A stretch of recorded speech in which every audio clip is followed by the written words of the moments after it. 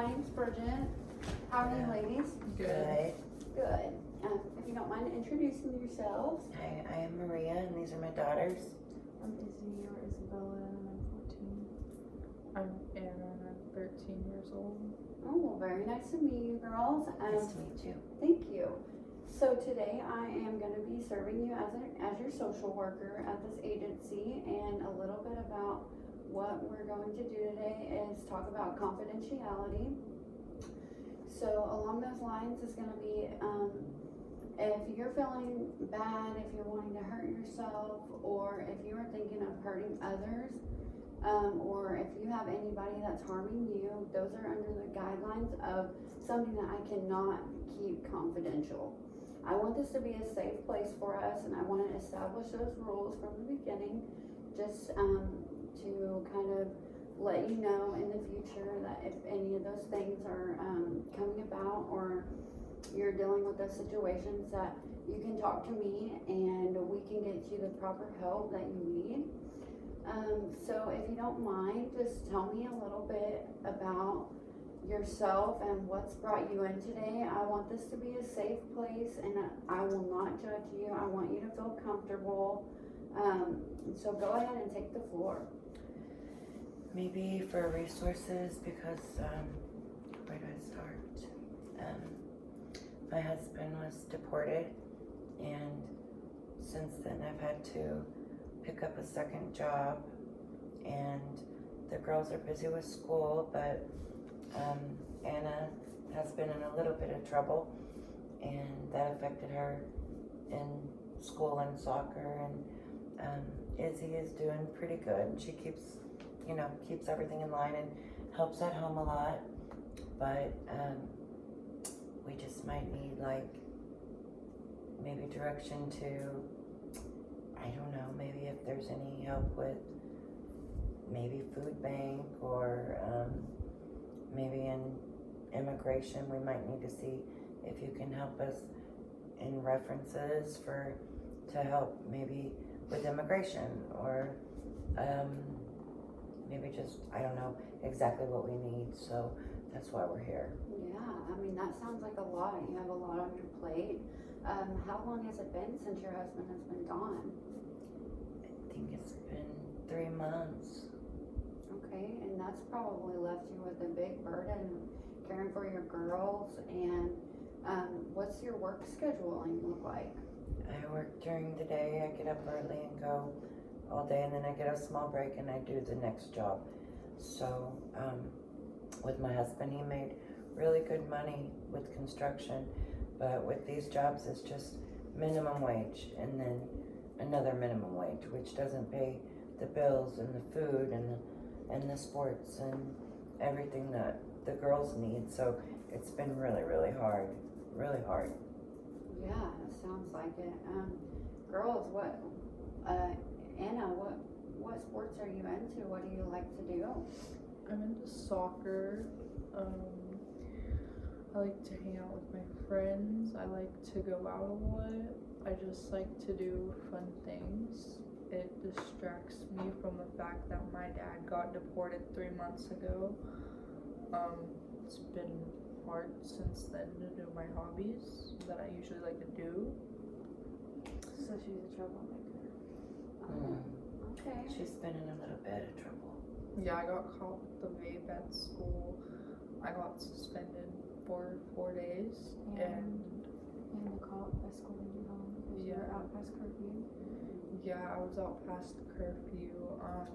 The cop, he had to take me home, but Has that been since your father has been away? yes, I've been getting in a lot of trouble since my father has been She gone. wouldn't do that if he was here. Right. No. Right, and that can be hard on a teenage girl. So I understand what you're going through, and hopefully we can think of other alternative coping skills that you can use, and hopefully you can navigate your way through all these hard times that you're having. Isabella, what do you like to do? I play the clarinet, I like music, I like to cook, that's about it. Yeah. So are you and your sister on good terms? Do you like to hang out with each other a lot? We're really close in age, so we're always kind of around each other and with each other, or we're not. She's up to something that I might not know about, that then gets later brought to mom's attention. But yeah, I mean, we're pretty close. That's good. It's always good to have a friend, even if sometimes you don't get along all the time. It's good that you are looking out for each other. So how has it been since mom's had to pick up 2 jobs? What is it like for you guys at home? I think she just expects us to have everything in line and in order as children, like the dishes done, laundry done, our stuff ready for school. I guess seeing her as a single mom, obviously it's hard, but we can't always have everything that she wants done. And I think that's an expectation that she could come to our level on as kids.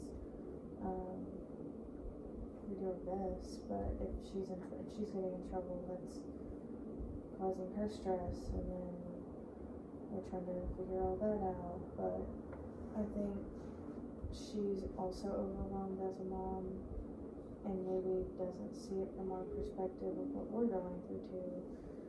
But we Right, try our best.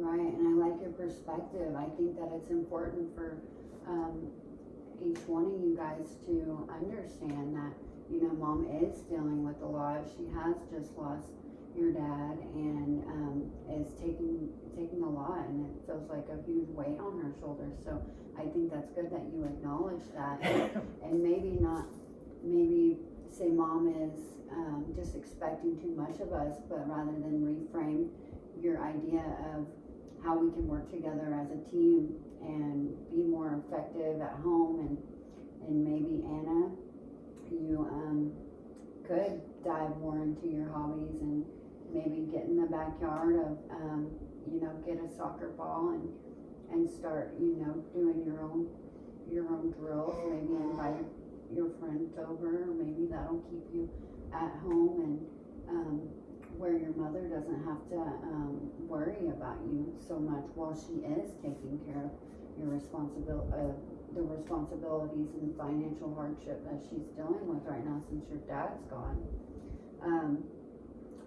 So girls, I know that your mom has picked up a second job. Do you guys have a safety plan, an emergency plan established while your mom is out late with her second job? Do you have neighbors or know who to call if there was an emergency? Yeah, we have a neighbor that we know pretty well, that we lived around for a while, so we could always go there if we needed anything, and then they call her, text her. Mr. and Mrs. Smith, they lived there for their whole life, and she's a sweet old lady. She makes cakes and cookies, and Yeah. she's so nice to the girls. Good. Oh, well, that's a relief to know that you guys know what to do, and you have that, yes, you have that connection and relationship in your community. But as a mom, so Maria, you mentioned your husband being deported. What has changed, or what do you do for yourself to keep yourself together, since you are working so hard and many more hours than you are used to? I don't know. Just work. That's just what I have to do right now. So just work, and make sure the girls have what they need. And that's it. That's all I know. Huh? Yep. Well, yeah. And make sure y'all have food, and yes, of course. But other than that, it's just, I really have no time for myself, so work and get rest and go again every day. But I'm thankful that they help out a lot. Right, and that can be overwhelming. It's not easy. Well, I think that it's really good that you are able to work. How do you think that's been affecting your mental health or your health? Is your health okay? I think so. I just feel like the girls miss their dad, and they maybe acting out due to that, and we not understanding what's happening with the government and with deportation and with ICE and with everything that's happening. We don't fully understand what is going to happen for our future as well, so we're a little scared of that. Well, are you interested in looking into resources that can keep the girls occupied while you are at work, and so you have a better idea of where they are? And girls, are you interested in that? Are you interested in an after-school program? Or, If it was available, yeah. I think that'd be good for Anne. yeah, I think that would be beneficial for both of you guys. Maybe find a community center. Maybe they have activities like maybe that you would like as well. Anna, maybe they have a soccer team. I think that would be good for the both of you guys, and it would help your mom not be so worried and stressed out.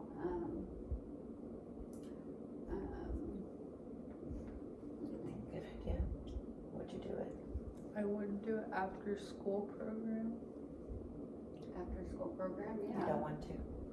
I would. Yeah, those are very common in our area. I think that there are a few different places that we can check into for you guys. So, how is your relationship after you get done? How is your relationship at home working with each other after you get done talking to your father? And how are your emotions? How are your emotions after you speak with your dad? Do you feel more angry, or do you feel more sad? And how are you guys feeling? I'm still more confused because it was just so sudden and nobody expected it. So I think that's why it's hard for everyone to kind of adjust to the new normal that we're living past 3 months. And then also our other siblings that are in Mexico, which we don't know much about. They've been there. Now, are they your sisters or brothers? Sisters. Okay. They're older than us, but I think that might affect us too a little bit, maybe knowing that he's with them instead of us. Yeah. Or is he coming back, and just the questions that are unknown. Right. And I don't know if Mom has, how much she has talked to him, like not around us, but maybe there's been different conversation.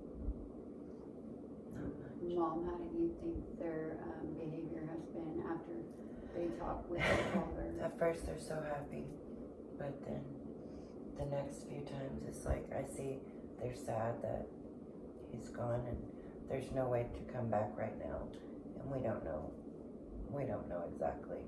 Even if he does the paperwork, it would take maybe a year, or so we don't know if we should move back or if we should stay and continue to work, and I send money to help him, and it's just we're confused and we don't understand. Yeah, I understand. So how do you feel? I've been angry. You're mad about it? Yes. About what? About him getting deported because he didn't do anything wrong to get deported. He was Right. simply just living and working. And he pays taxes. He pays taxes, does everything he's supposed to. I don't get why he got deported. And also, we don't know when he'll be back. There's nothing we can do. No. I understand your frustration. I think that it's important for you to acknowledge those feelings, and that's why we're here. We need to talk about them and figure out alternative ways for you to express those anger moments, and look into something that would benefit you and not have you getting in trouble or being picked up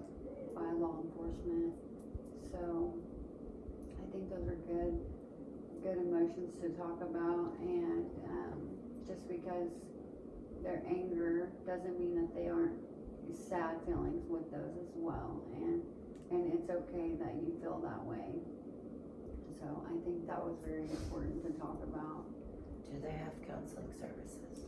Yes, we also provide counseling as well as trauma-based, with incidents like these, so, Maybe that would help. if we need to set an appointment up, that would be great, and we can do that as well. I think it would help. I think it would too. Okay. How are your faith-based, what is it like for you on your faith? We go to the Catholic Church and we love it there, and we have a big family there, so very much supportive. But it's just, once a week, so we love our church, but right now we're a little scared to go with everything happening, so Since it's also a public yeah. community. But we still go. It's just so many emotions Yeah, without him and by herself, and so it's different. okay, well, that's good. I'm glad that you have that, resource available to you. Is that who referred you here to our Oh agency? yes. Okay, Pastor, yes. okay, good. Well, I think that with today's appointment, we can get you set up for another one. And what's a good time frame? 2 to 3 weeks? That's fine with me. Okay, and I'll go ahead and print you out resources that are available, and we can meet again in 2 to 3 weeks. Okay. Well, it's been really great to meet you guys, and I look forward to working with you again. Thank you. We thank you so much. All right, thank you. Thank you.